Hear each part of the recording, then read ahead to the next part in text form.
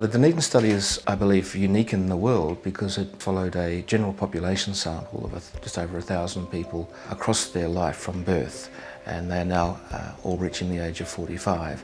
That in and of itself is not unusual. What is unusual is that we have managed to keep virtually the whole cohort enrolled throughout that 4 or 5 decade period. So at our most recent assessment after 4 decades, we saw 95% of the living cohort. And I think if there was a Guinness Book of Science Records, that would feature.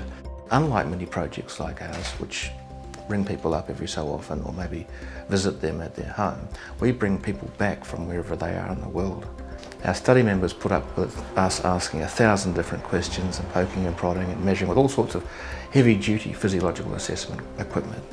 And that therefore gives us real depth in terms of the types of things we can measure. Findings that we produced in particular in the early 2000s showed that the way people's lives turn out is a complex interplay between nature and nurture. And that interaction or interplay between nature and nurture we're talking about life experiences, changes in its predictive capacity, if you will, at different points in the life course. Most of the issues of concern to society emerge much earlier than conventional wisdom would suggest. And that means that from a policy and practice perspective, if you really want to make a difference, you want to identify the earliest emerging signs of impending difficulty and intervene then, because that's the best opportunity to turn things around properly.